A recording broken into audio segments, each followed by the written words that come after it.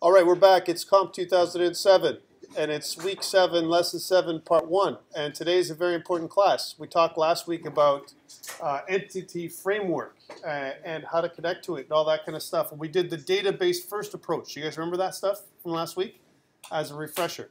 So today, we have our database. You should have your database set up in Azure, right? If you followed last week's tutorial, right? If you don't, then I need you to set up a database in Azure and then connect to it, right? So let's do a little bit of that again today for people who weren't here, right? And it'll give us another chance to refresh our skills. But I want you guys to tell me what to do this time as a reminder. We'll call it something else, a new database.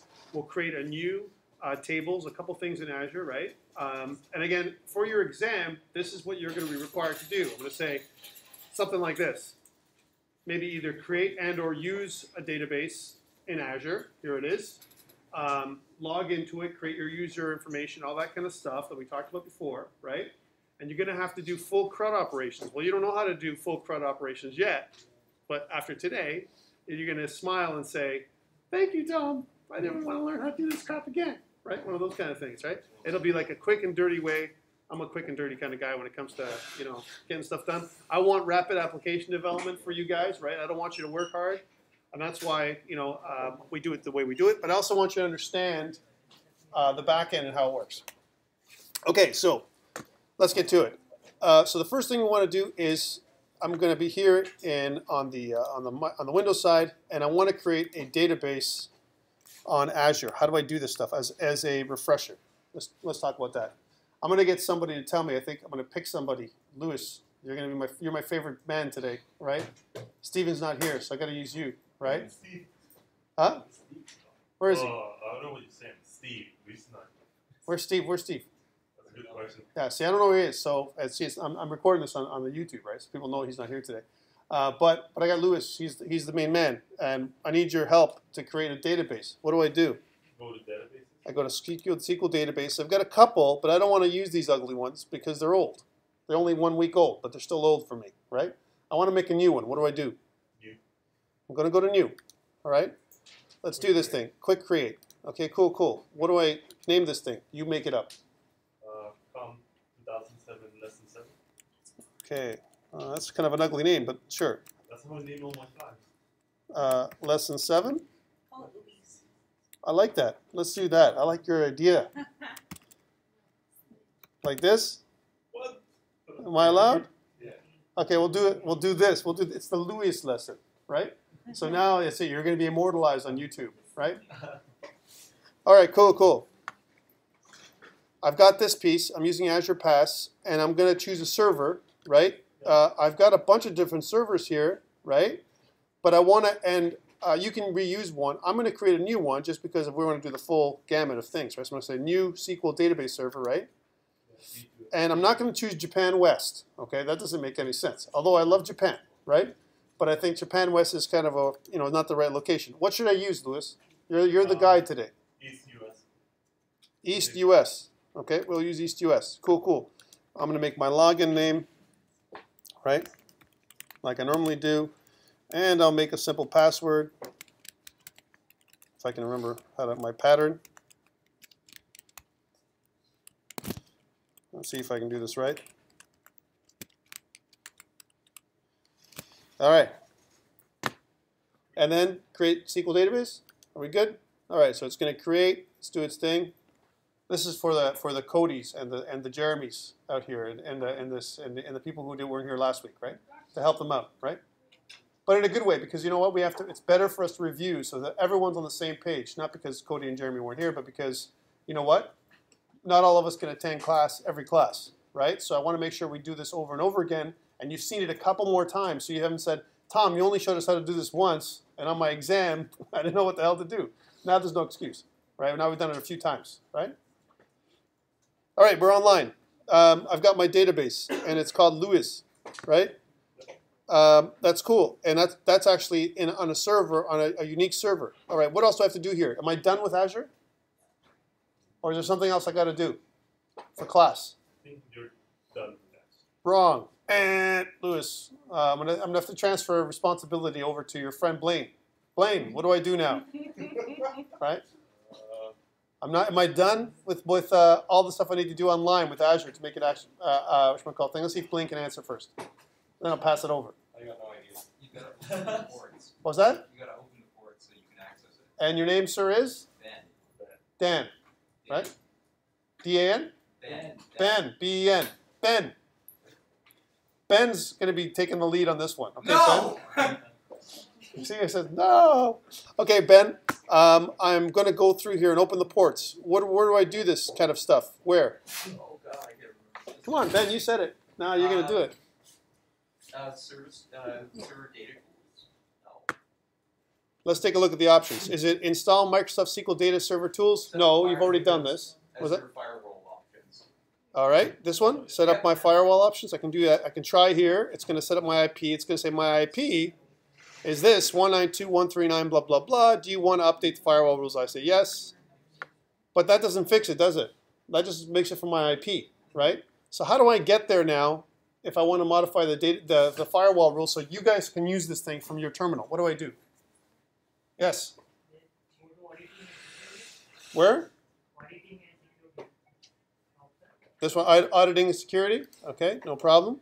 I'll follow your rules. And now? I don't see what you're talking about. It's actually under dashboard. Let's go to dashboard.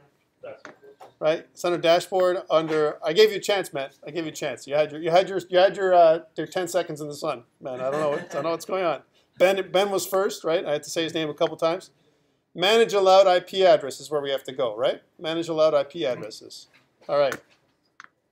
And now this is a security hole. I'm going to open a security hole up, right, to the database. Typically, guys, remember what we said before, if you're in a real world environment, you would never do what I'm going to show you how to do because it's opening up a security hole, right, for other people. But here in the campus, because we're doing a friendly little database, you know what? We need to do this. How do I do it?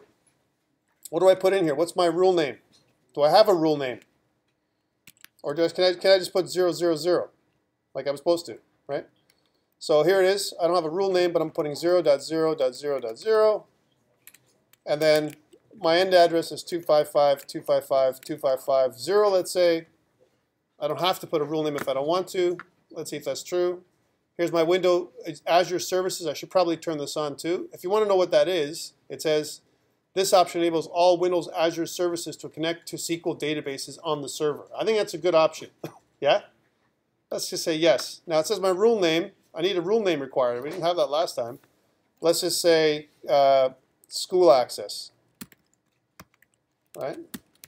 That's different than last time, actually. That's a new thing they made us do, make a rule name. Right? School access. All right, cool. Now that we're done this, right? Am I done? I have to press save.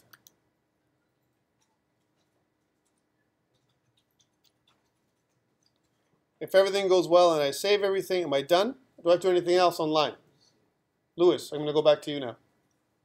Back to you.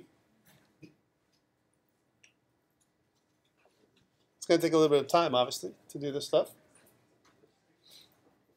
By the way, the sign-in sheet's coming along. Please sign in. All right, cool. How about the other one? Could I have also modified this one? That's what we did last time. Yeah. We could have modified this one as well. I just added another rule. That's fine too. I'm done.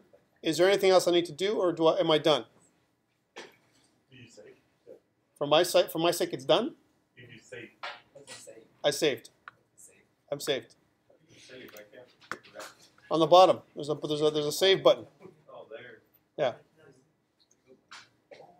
Okay, so I've got my stuff here, right? I've got all these different SQL databases that I'm not using really, right? Let's see my credit status.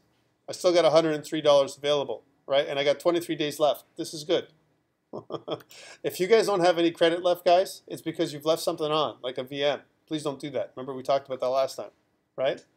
Okay, let's get back to Visual Studio now. Okay, Louis, what do? I want to kick off a new project. Yep.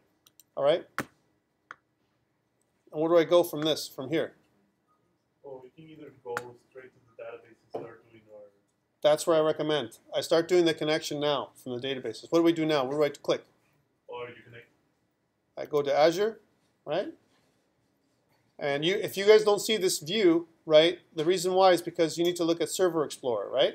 So where do I get Server Explorer if you can't see it? You have to go to View, and down here you have to look at Server Explorer, which is like the third one down, right, if you can't see it. All right? Okay, cool. Now if you notice underneath SQL databases, is this where I look, Lewis? Okay, cool. So SQL databases, if you're connected to if you're logged in to Microsoft Azure, then you should see the different databases we created. Here are the three. I've got COMP2007 from last week.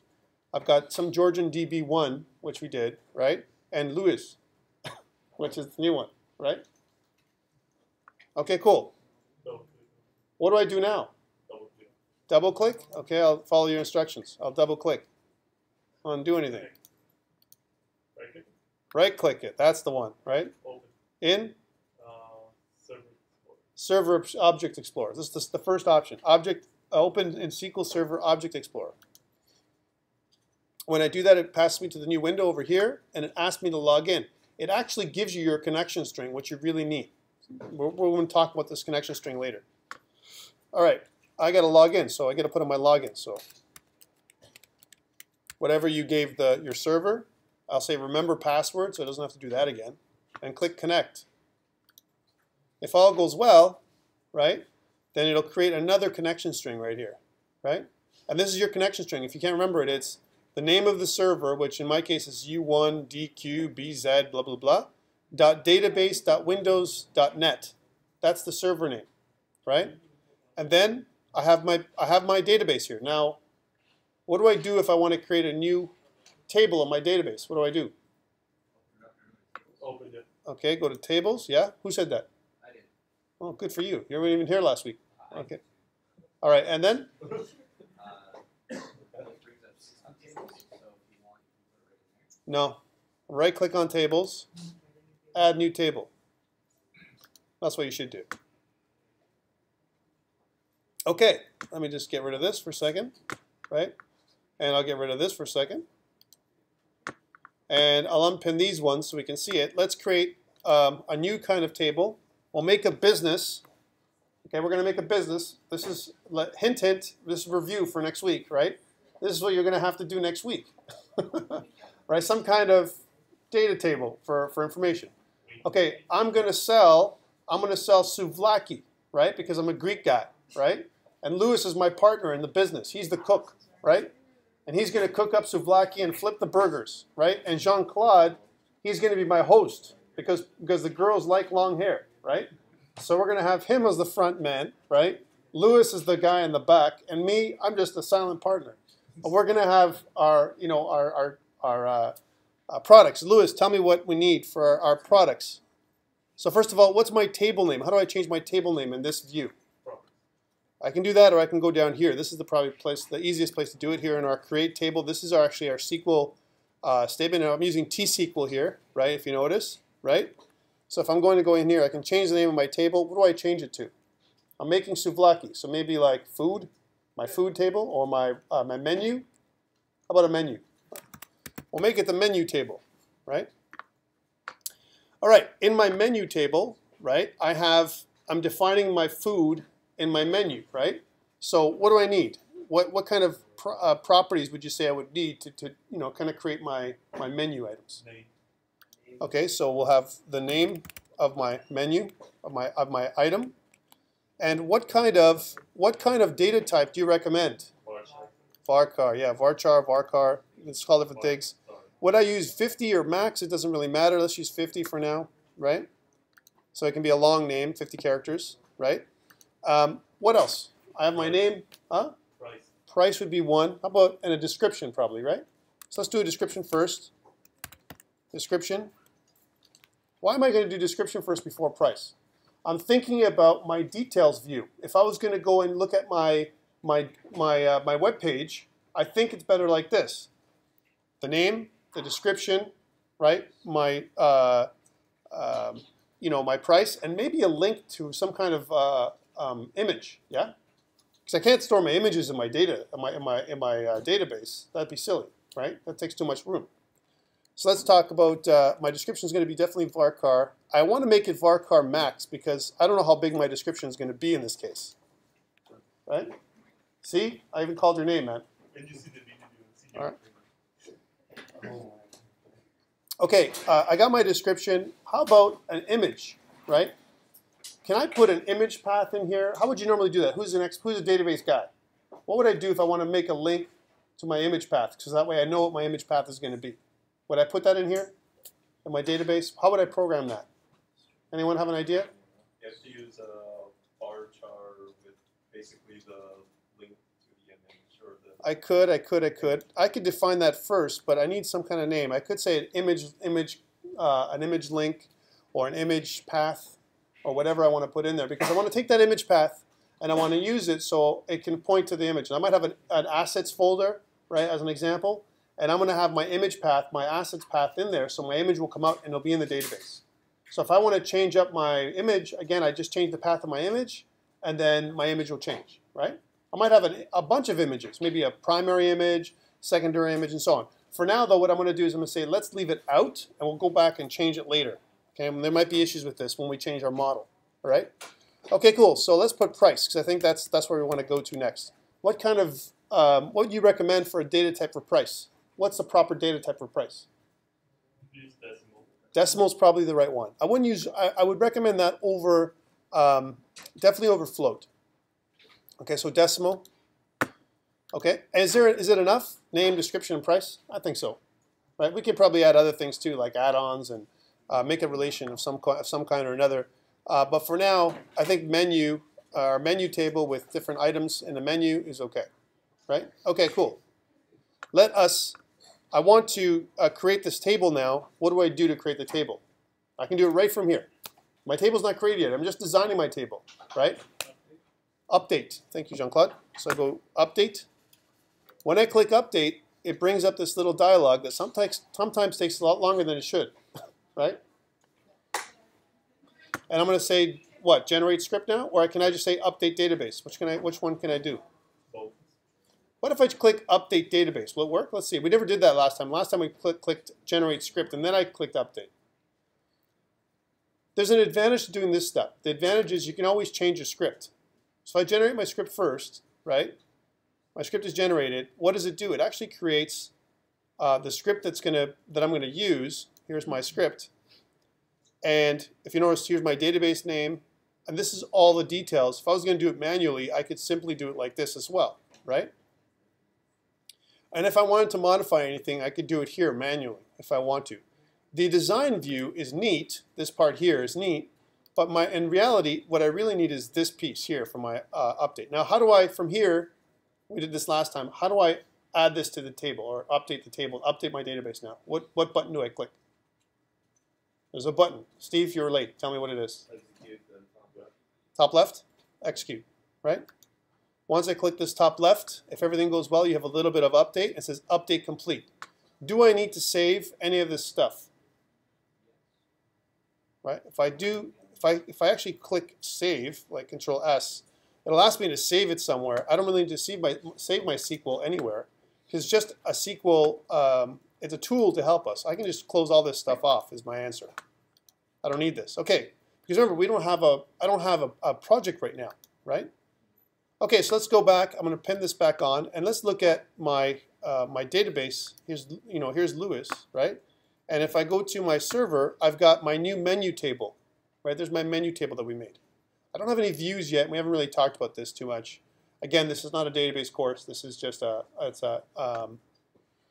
a course on developing stuff with ASP.NET Web Forms, right? So I'm not going to go too much into this piece. We may hit a little bit more about this in advanced data later on in the course, but for now, this is enough. Okay, so I've got my database table. Can I start my new project now? Do I have enough? What'd you say? Okay, let's do this. So I'm going to go, if I want to start a new project, right, I'm going to go File, New, Project, right? I'm going to go to, under C#, Visual C#, I'm going to hit Web, ASP.NET Web Application. Let's call this thing, the thing for today, COMP2007. I'll say dash lesson 7, right? And part 1, that's where we're at right now. And I'm going to make a new repository and all that stuff up on GitHub so we can follow it on GitHub as well. Press OK. And now, normally I would say empty, but let's click on this little button here that says Web Forms down here. All right. The reason why we want to add this in, it adds in some default folders for us. Okay. And let's press OK after that. Okay, cool. Right. We've got our stuff. Right. And this is all good. And if I look at my Solution Explorer, I've got this piece right here, right now. So I don't have a default folder or whatever. You know, again, this is review for next week. Let us just right now, I'm going to leave Azure. We don't need Azure anymore. I'm going to go to GitHub. And under GitHub, I'm going to add in a new repository. Right? Here's my new repository. It's going to be COMP2007, Lesson 7, Part 1. Right? And Breast can create repository. So we can follow along here as well. I'm going to copy this path, go back to Visual Studio. I'm going to go to my Team Explorer. I'm going to go to Changes, and I'm going to say Created New Visual Studio ASP.NET Web Forms Project. And commit. Home, unsync commits, and copy that in, and press publish. These are all normal things. Okay, cool. If I refresh, if everything went well, then I'm good to go. I've got my new application up here. All right, but this is not where it ends. So, Stephen, you came in late. Tell me, I want to build a master page. We talked about master pages a couple weeks back, right? I'll go back to Cody in a second because Cody's putting up his hand. He's chomping at the bit. Stephen, do you want to give up the baton and give it to Cody? Because he's chomping at the bit to tell me what it is. You'll let him do it? All right. Cody, tell me what to do. I want to create a master page. Okay, so first you'll make a folder called master pages. I could do that. There's advantages and disadvantages to doing a master page folder. The advantage to a master page folder is it keeps all my master pages organized. The disadvantage to a master page folder is my path is all going to be, I got to watch my path, right? Because my pathing is one of the issues. Many times, and I know in Rich's class, what he asks people to do is make your master page on the root, right? So we've showed you how to do things in a folder. Let's make it today on the root. Is that okay? Okay. All right. So you what do I do? Right click on the project. Yep. Go add. Add. Yeah. And then go to, well, you have the option there called Web Forms Master Page. I could, yeah. And the reason why I have it here is because, and by the way, you'll have all your most common additions here, all your common items that you've gone through. Otherwise, I could go through new item, right? And where would I click to go if I didn't do it? Where would I go to new item? How would I kick this off? Since it's already in web, you just have to find. Right here, web form master page, this one? No. No, It's at the bottom. It is. Yeah. Web forms master page. This one? Yes. Okay, cool, cool. And what are we going to call this thing? I called it front end master last time, right? But we're going to make our master page. We're making it for Lewis's restaurant, right? He's got a Greek restaurant. We'll make it a Hispanic and Greek restaurant. How about that? Where we cook some other good things. What kind of food we're going to have there? We can't just have souvlaki, right? What other food? Taco. Tacos. Okay, tacos are good. And how about some? You know, we're missing a couple things. We have a menu for a menu table, but I think we need a drinks table too, right? So we have to put that together too, like some kind of drinks, like beverages, we'll call it. Beverages, right? We haven't had that yet. Huh? Tacos and beer. Tacos and beer. That's the restaurant name. There we go. Tacos and beer. Okay. So how do we do this thing? What should we call? I'm going to go back to Cody. Cody, what should I call my master page if my restaurant's going to be called Tacos and Beer, right? Yes, you probably want to call it the name of your website. It's a good idea. I could call it default as well. And the reason why I'm suggesting a default is because maybe this is the main or main master page, something like that. Because we may have more than one master page. I could also call this desktop. If I'm making a master page for desktop applications as opposed to mobile, because I might have two different master pages, yeah. Doesn't the ASP.NET start with the page name default? So if Default. I name it master default, No, it's a different thing.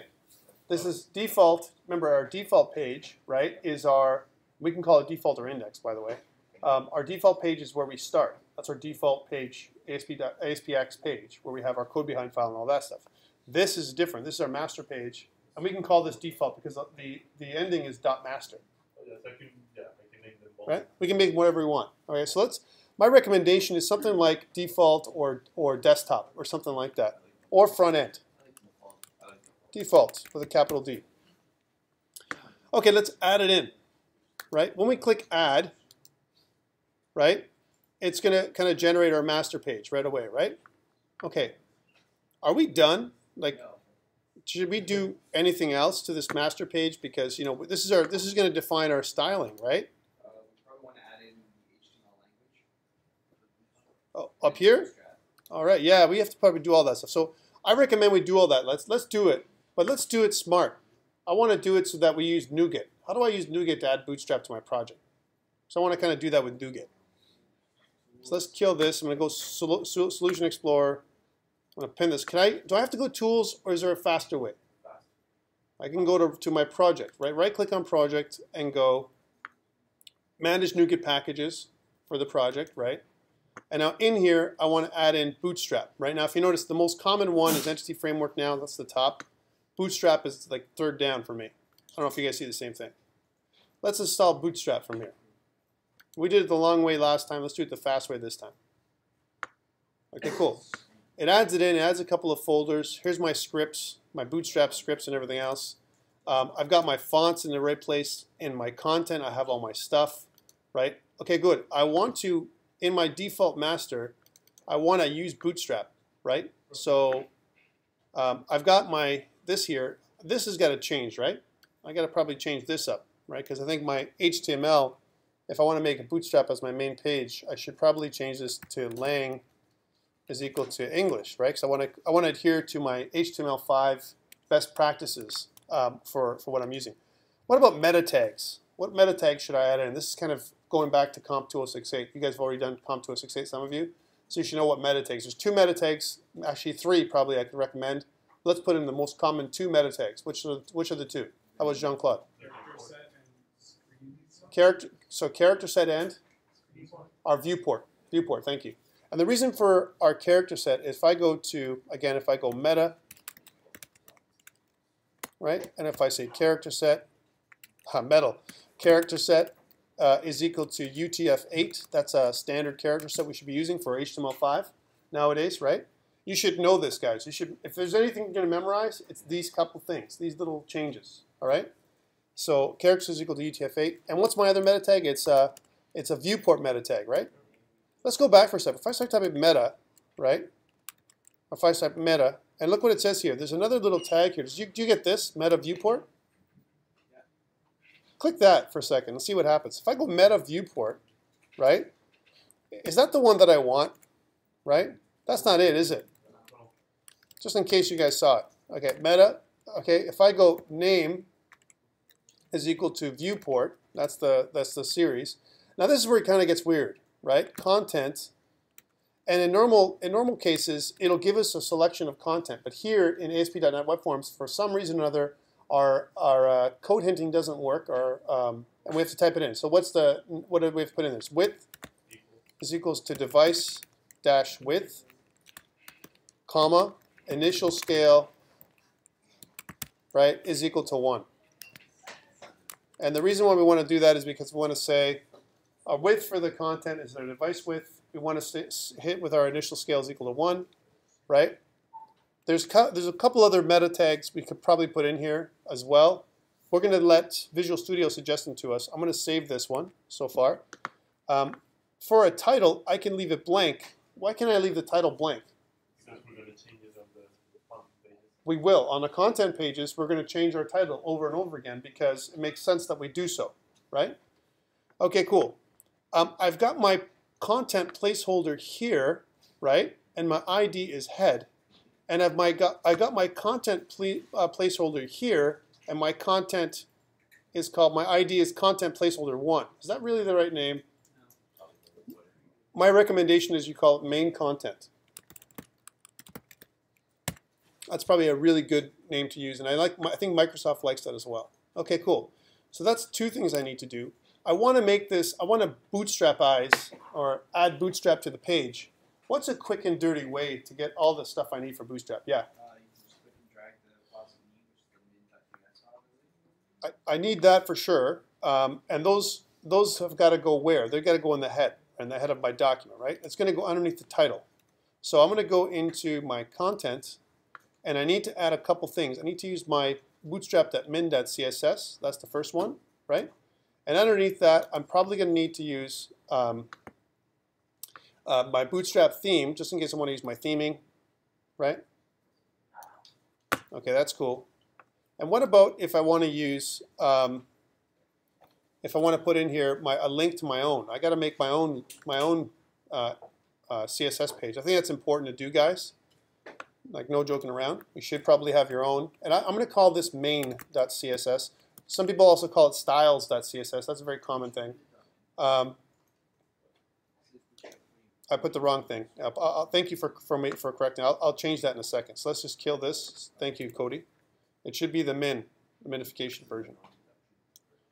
And let's say I want to put in my main.css underneath that. That's how it should go. I probably also because we want to kind of add in a few of our comments, I want to kind of add in some stuff that says, you know, maybe this is our CSS section, just to point it off where it is, right? It's good behavior, right? We could also probably add in some additional things in here to kind of specify our name and all that kind of fun stuff. Can I put it here under my doc type? Is that possible? So if I go, developer name, so my developer, that's me. So I want my name to be everywhere, right? And and this is my my template, right? Or whatever. Or my project. My project is going to be tacosandbeer.com, right? That's one of my. It probably exists. Don't go there, right? Actually, let's check it. Just curious. If not, well, let's reserve the name right now, Lewis. What would you think?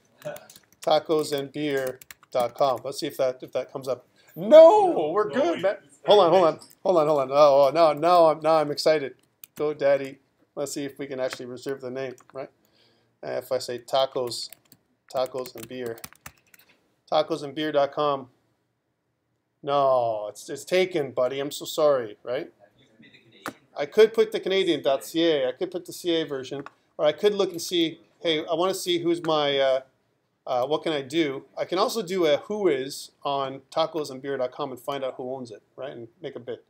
Anyways, that's on the side. It's too bad. It's too bad, right? Okay, you know what? Just because of that, we'll do this. We'll do .ca. How about that? Well, just because we know it's not taken, just in case someone wants to do that later on. Lewis and I are going to open up a Canadian site for tacos and beer, tacosandbeer.ca. All right, there we go. So I probably want to put in my project. I may want to put in a description of what it is, right? So something like description. Tacos and beer restaurant site. Tacos and beer restaurant site. There we go. Here's my tacos and beer restaurant site. Maybe other description. Maybe a date. And date initiated. Something like that. What you want to put in the date, today's date is June 18th, right, 2015. And other things. I may ask you to put other things in there. All right, so here's my stuff. I've got my some basic content. I've got this piece. I need to add in, in order for me to kick off, I'm going to go back to coding now. Let's complete our Bootstrap. What are the things do I need to make Bootstrap work? I need my JavaScript files. So let's do that now. Let's put them, I recommend JavaScript at the bottom, right? So it's non-blocking. So I'm going to put in, again, this is my JavaScript section. Here it is, right? And underneath that, I want to put my JavaScript files. They exist, of course, in my scripts folder. And I want to drag and drop a couple things. I need my jQuery first. That's the requirement, right? So I'm going to drag and drop my JavaScript, my JS file in first. And then my Bootstrap, right? Those are the two things I definitely need. And you know what? I probably want to create my own, like I recommend, just in case we want to add our own custom JavaScript. I probably won't, but I'm going to put it in there just in case. And I'm going to make a JavaScript file. We'll call this main.js, just in case we want to add on our custom JavaScript file. We can also call it custom.js. Some people call it different things. And we'll put an annotation here that this is our custom JS file. Right? And I'm going to drag and drop this thing. So if I want to use it, I'm good to go. There it is, main.js. So I've got my few of my files. I'm building up my template, right? Okay, cool. I've got my form, Cody. I've put together my Bootstrap. I'm confident this will work. What are the things do I need to do? I want to start building up my page. I definitely want my navigation scheme to be the same every time, right? So there's a couple things I can do with my master page. I could include my navigation scheme in here, right? Because I think it's important for us to have the same navigation over and over again, right? So what kind of navigation? How do I build this up? Where do I go? What do I do? You go to the Bootstrap website. Absolutely. And guys, and girls, when you do your exam next week, you'll have access to all this stuff. It's getsbootstrap.com, right? I'm going to go to my CSS.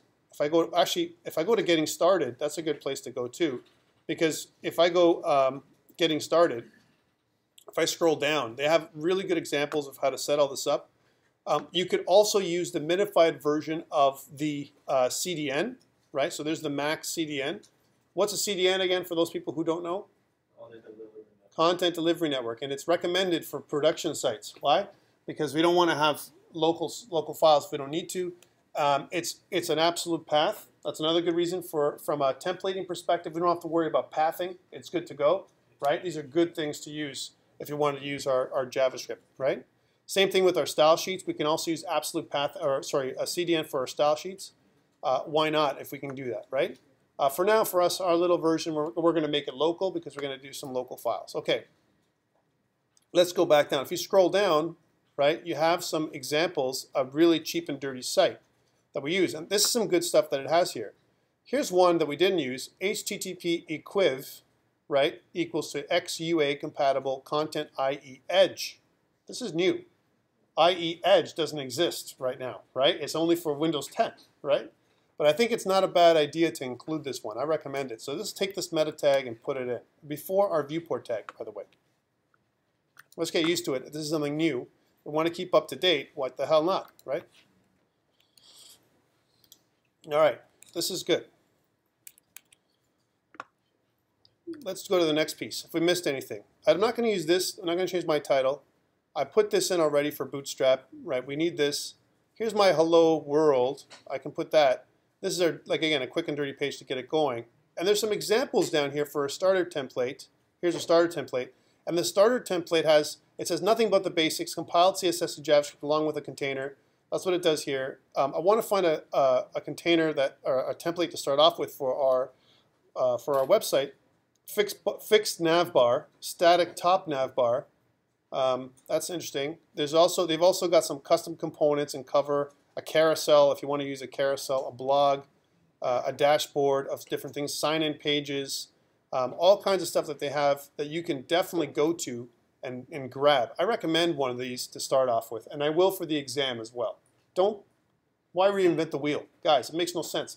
If I'm a developer and you're working for me, right, I'll tell you right now, there's no way I'm going to get you to start things from scratch, ever. Why? Too much time. We want to maximize our time and save money, make more money for us, right? So we use stuff that exists and we modify it rather than creating it from scratch a lot of times. Although there is a lot of custom work we do, we want to kind of choose one. So which one would be the best one? Louis, it's your restaurant. What's the best one that you would want to use for your stuff? You choose your one of these things. Fourth row, the one in the middle. This one? No. Fourth row, you said. Down, yeah. This one? Two more. This one? One more. Right. This one? Yes. With a gallery? That's good. I like the carousel. Okay, so let's click this one. Okay, here's my example. How do I get the stuff here? How do I include all this work here, to get everything? Well, I could view page source. I could do that, right? Is this okay to do? Can I do this? Well, is there another way to do it?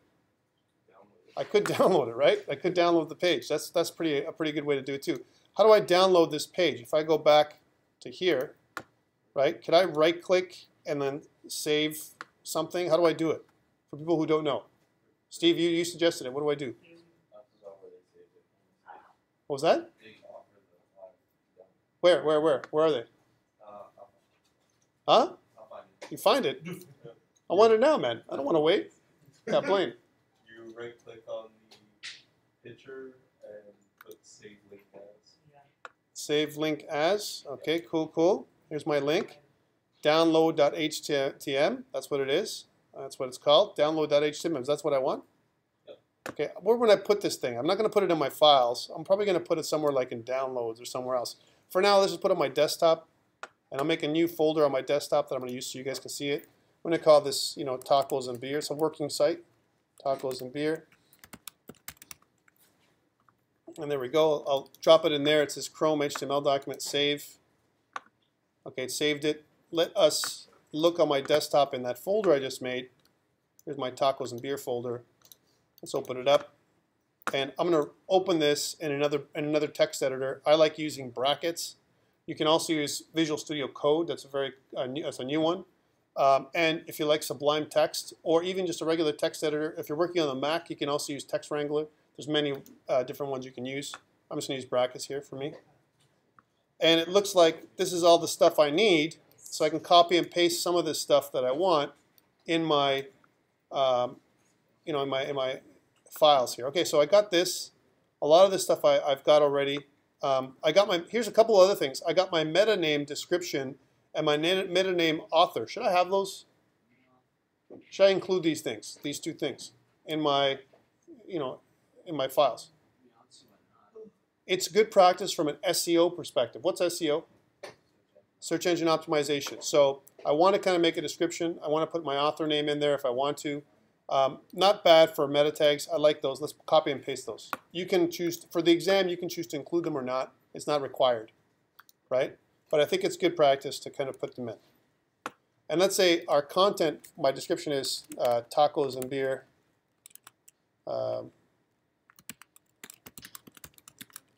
Website, homepage, web application. There we go. My author, of course, is me. In this case, it'll be you, right? Okay, good. We've got some good stuff in our template so far. We're building our template from scratch again.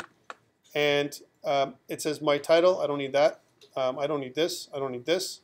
Hey, what about all this IE9 stuff? Do I really need this crap? Right? The shiv. I say no.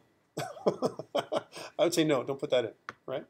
Because I don't care about IE9. Because you know what? IE Edge is around the corner. Or sorry, it's called Microsoft Edge is around the corner. Right?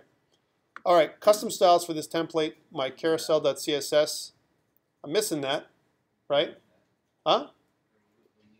I need that, but how come I don't have it? Like, how can I get my carousel.css? Well, what was that? You need to console in Chrome, get the file. I could, but I could go here too, right? If I go to my carousel site, this is a quick and dirty way of doing it again. I'm like a quick and dirty guy. And if I go to View Page Source, and if I click on this, carousel.css, then I get my global styles. And this is a nice way of doing it, right? You can also right-click from there as well. Let me go back. If I right-click this and save link as, right? I want to have this carousel.css so it works. So let's save link as.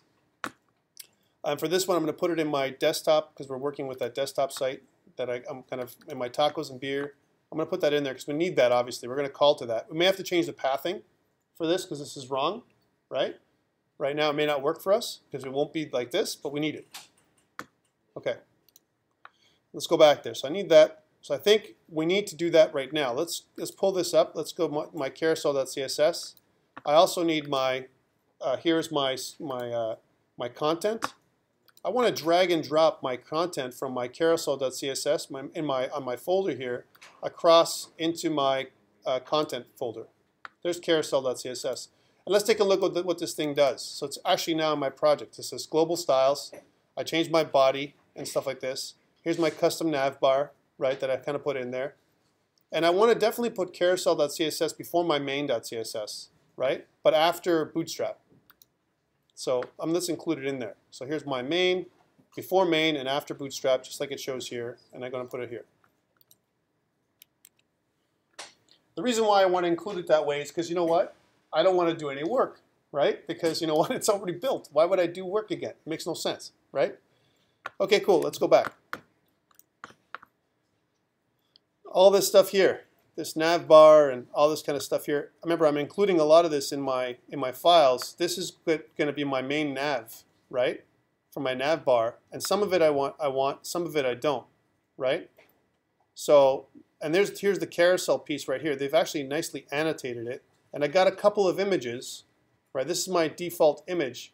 My recommendation here is for this, I'm going to right-click and include the images so we can get these default images in there, right? So I would recommend that because there's 1, 2, 3 different slides here. We can always alter these slides later on with our tacos and beer, but for now we need some kind of placeholder or this will break, right? So let's do that. So I'm going to right-click, right, save link as, and it should give me my GIF. It says download.gif.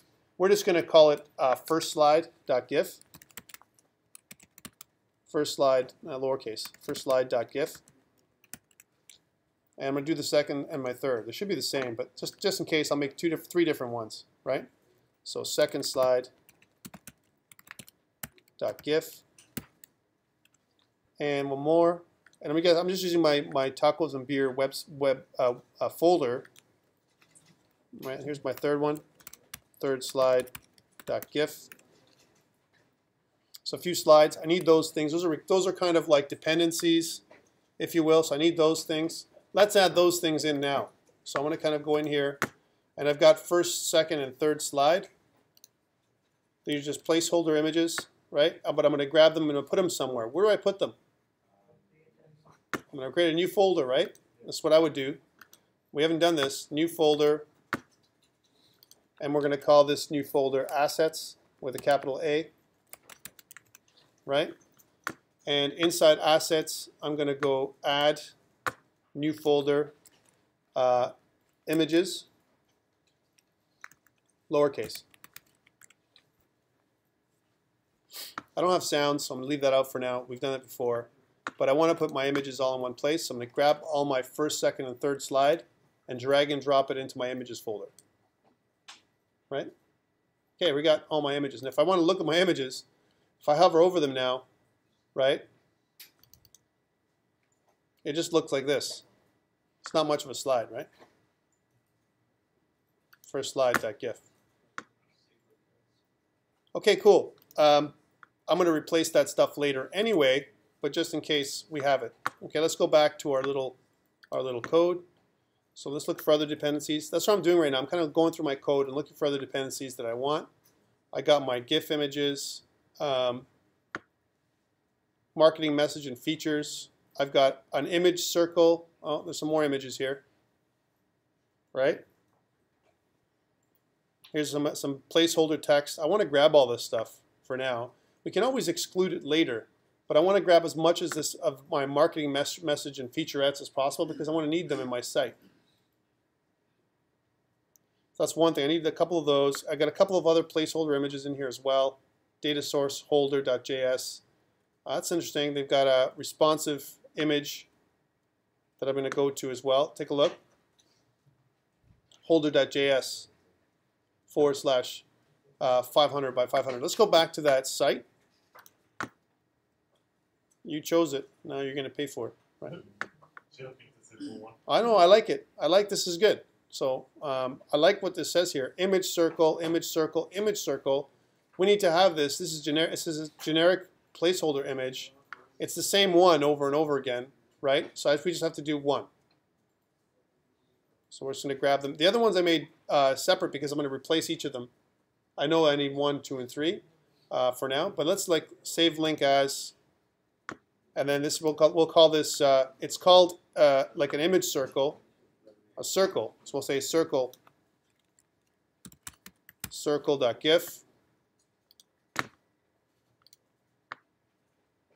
I'm going to go back into Visual Studio and drag and drop our circle in there. So we're going to need it, right? And again, if I hover over it or if I double click on it, it's just a placeholder image again. Okay.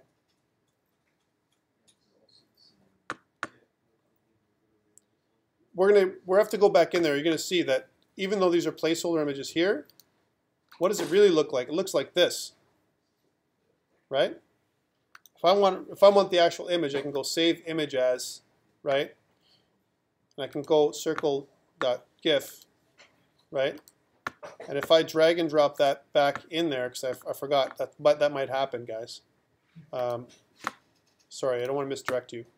I want to go back in Solution Explorer, just a moment, please, and then just drag and drop that over there again, and replace.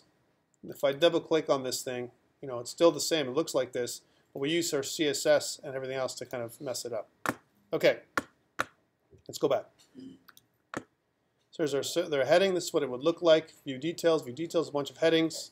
We're going to have in there our first featurette heading. It'll blow your mind, blah, blah, blah. I don't know if I need all this stuff here, Louis. What do you think? Yeah. Do I want all this? Yeah. Yes or no? No. No. All right, so let's go back. That means that all these featurettes, right, maybe we can exclude some of these things, right? That's my recommendation. And then here's my footer. I need that piece. And my Bootstrap and core JavaScript I got already, right? It's interesting. They have a couple of other ones. They have an IE10 viewport hack for Surface and desktop Windows 8 bug, right? I'm not going to use that right now. This one here is, I only need it. It says, don't exactly copy this line, but I don't have this one, this holder.min.js script, right? And it goes after my jQuery and after my Bootstrap, right? This placeholder images, for all my placeholder images to work, right? That's interesting, but I don't use them here. I actually would use them down here because this is where my placeholder images would work, I think. Or would it be here? Here. For these ones. Holder.js 500 by 500 auto. And this is for my featurettes, right? So I'm probably not going to need this one or my viewport. I think these are good. I need everything else. So let's put that in there. So I'm going to go back to my Bootstrap now. Sorry, my brackets. And I'm going to grab all this, and this is going to go above my navigation for sure, right? I want to keep that. So this navbar stuff from here, right? This is where I first copied in to my carousel. Let's put that in first. So I'm going to kind of copy this one. Oops. Let's try that again, Tom. Here's my navbar. Copy my navbar. I'm going to go back into here. Here's my template. Now, here's my form. My recommendation is, again, that my navbar goes above my form, right? So we be underneath the body, and we'll add it in. So here's my navbar, right? And if you notice I have a body tag already, I got to get rid of these extra body tags because my navbar is the first thing that starts off. So this body tag can go, right? And there's a body tag down here. If there is one, we got to get rid of that too. And there isn't. We're good to go. So that's our first thing. Right here where it says our div, there's a bunch of divs and there's a form that starts off. This is where our other pages are going to go, right? So in here is where we want to kind of make some annotation to kind of show off. This is where our content pages start here, right? Content page section. So we want our content pages to kind of have some styling and some things that will be its own, right? But our nav bar should be the same, right? Our nav bar should show an about page, a contact page, a home page with different links we're going to define pretty soon. We have a drop down. We have other things here, action, another action, something else. I'm not sure if I want this drop down menu in here for now, but let's leave it. So we're going to get back to this later on, right? So I definitely want this. Let me go back to my stuff here. Do I want my carousel in every page? Because remember, if I'm making a restaurant site, I may or may not want that in every page. Would you say I would need it in a menu page, my carousel? I may need it on my main page, but not on every page. So I think in this particular case, I wouldn't probably include my carousel in my master page. I want my carousel that I can use on my front page, my home page, but my home page is going to be my content page. So I wouldn't have my menu or my carousel running on every page. So I wouldn't include it. I want to put it there, leave it there for later on, right? Same thing with my marketing message and featurettes. I don't think I would have this marketing message and featurettes section on every single page. And I'm definitely not going to add in my start of featurettes. Any of these featurettes, the dividers and all this kind of stuff. I'm not going to have any of this stuff in there. Footer for sure.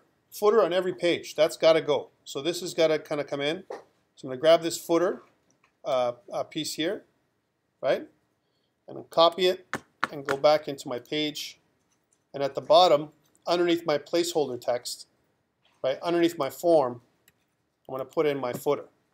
That should go. And it shouldn't say 2014. It should be something else, right? We should put in a date here. We'll figure out how to do that in a second. And instead of company, it's going to be my company, right? Which is going to be kind of like, you know, my company name, which is Tacos and Beer, tacosandbeer.com, right? Or maybe it's called Tacos and Beer, just restaurant.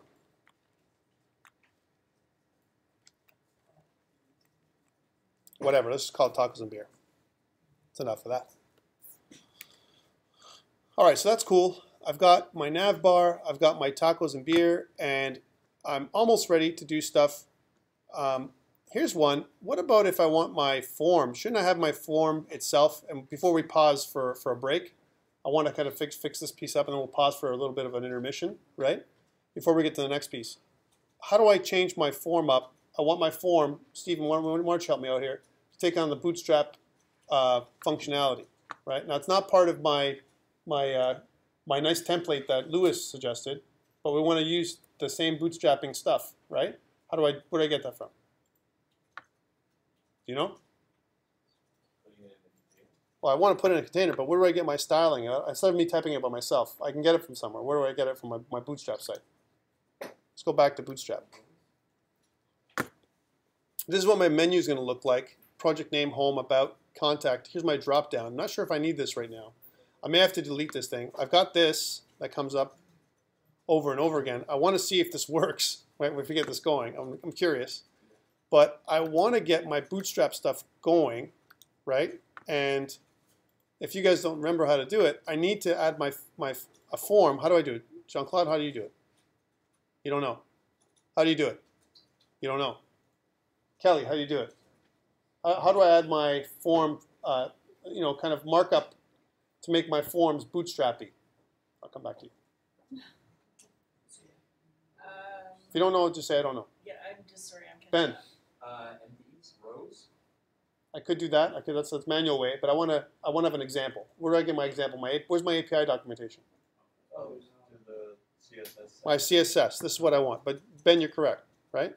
If I go to my CSS on the top here, this is where you get all this information for Bootstrap. Again, we're learning Bootstrap for the first time for some of us, right? I want to look at forms, right? And forms gives us some nice examples of what it looks like. And here's a form example, which we're going to use in our form, right?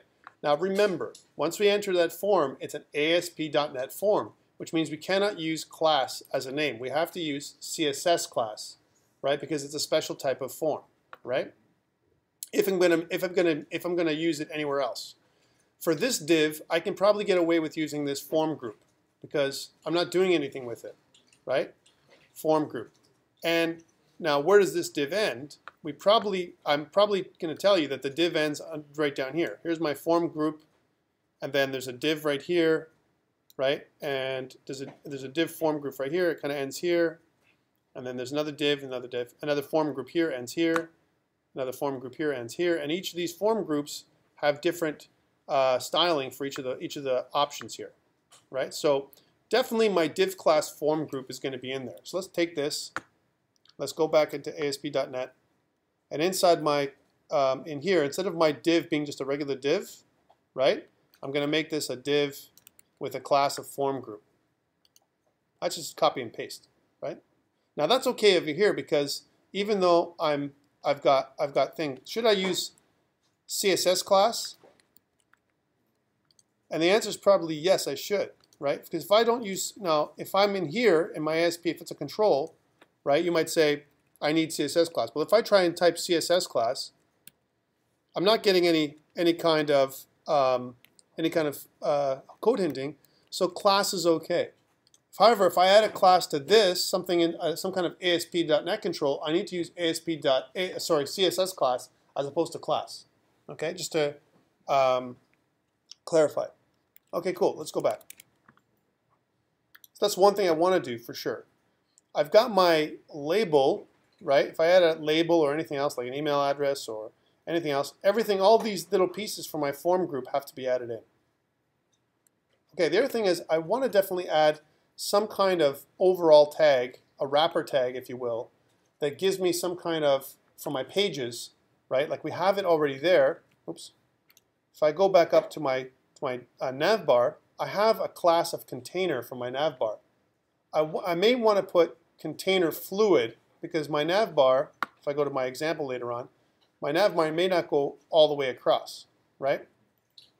So here's my nav bar wrapper. But if you notice, I have a bunch of different containers here. I have a container out here, and I have a container out here, right? Inside a container within a container. And they do that sometimes because they want to control the spacing inside of my my class, my container. Container within a container changes the spacing of my web page. Okay, so I definitely need a container class out here, right? And I recommend it's outside of my form group, right? And underneath the form itself can actually take a class as well. Let's see what the class would be for the form, right? And if you notice up here, there is no class for the form up here and whatever. But my form group in here could have a container, or I can put it outside the form itself. My recommendation, again, is put it outside the form, like outside as a wrapper. So where it says form, we add a wrapper in here. We can make it a div tag, right? I'm going to take this other div tag here and put it at the bottom of my form, right? We're going to set this up in a second nicely. And then for my div tag, my class is equal to container.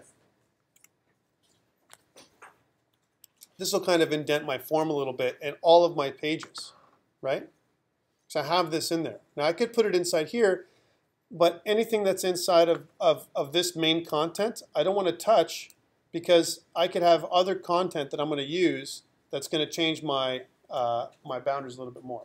You may also decide, hey, you know what, Tom? I want my content pages to tell me my containers. And I may want to take this out later on, right?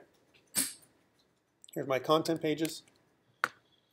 Okay, so I think we've got a good starter, right? I'm going to use my form elements later on when we make our contact page and so on, right? I need to add. Here's my content page. I need to add now. I've got my default master. I think I've got it where I like, right? I want to add content pages now. How do I do that? Who wants to take the A on this one? How about Jackie? She says no. Jeremy? He says no. I see how the exam's going to go next week. Blaine? You have to right-click on the project. Right-click? And then Add. And then if you don't have the option at the bottom, then you have to go to new item. Okay, so do I have the option at the bottom? Yeah, web form. Yeah. No. No. It doesn't say with. You have to go to new item. Yeah. That's a shame. There's only a limited amount of things you can put there, by the way. Okay, now, and then? And then web form with master page. Web form with master page, okay. Let's see if I can do that. So I'll start typing web form. There it is, web form with master page, right? Okay, I want to call this what? What is my main form going to be? Default, right? For the first one I make, yeah. All right, here's my default page. I can choose my default master, so I don't have to type all that stuff in. And if there's more than one, if you have more than one master page, you can choose another master page if you're making one that's, for example, for mobile. Or maybe we want to use a second master page for all pages that have carousels, or all pages that are for menu. We might make a menu master page for all our menu items, or whatever. So it styles all the menus the exact same way. Maybe we have a master page for all our menu detail pages, right? That we can style all our detail pages the same way, right? That's what these master pages are for. Let's press OK. All right, so here's our default page, right? And if I leave it as is, I have a couple of sections. One is my head section. And if you notice up here, here's my page title, right? I'm going to say this is tacos and beer, right? Tacos and beer. Maybe welcome.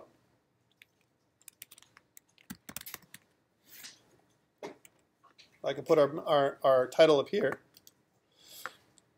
Okay, I've got my main content placeholder. This is where I want to put in my carousel, right? But for now, let's run it as is to see what we get. If our Bootstrap works and everything else, let's try this out. So I'm going to say start Chrome. If I've done everything correctly, and if I didn't mess up, then I've got, hey, tacos and beers way up here, man. What's going on? How come our master page looks broken? And oh, hey, look at this back to top crap, right? What's going on? Lewis, I'm in trouble. Help me. I got some function. Robin, don't say that. What do I do? How do I fix this problem of mine? Prayer. No, that's not the answer. Actually, it might be the answer if you think about it enough, right? Maybe it'll come to you in prayer, right? Or maybe you're going to meditate, right? Or whatever, and it'll come to you that way. But the best way and the easiest way and the fastest way on an exam is take a look at bootstrap.com, getbootstrap.com, and figure it out, right? If I go to Get Bootstrap here, and if I want to look at things like my nav bars and all that stuff, is it really here? No. I got to go up to the top, and I'm just going to go skip to the top here. And on the top, I can go to components. Here's my components. And if I look at nav bar, remember, I have my top nav bar, and it also shows me like a fixed to bottom, which is what I want to put in there. We kind of did that last time. And here's my nav bar with a container class and so on. That's fixed to bottom. I like this idea, right? Because otherwise, somehow it's floating to the top because I got no content on my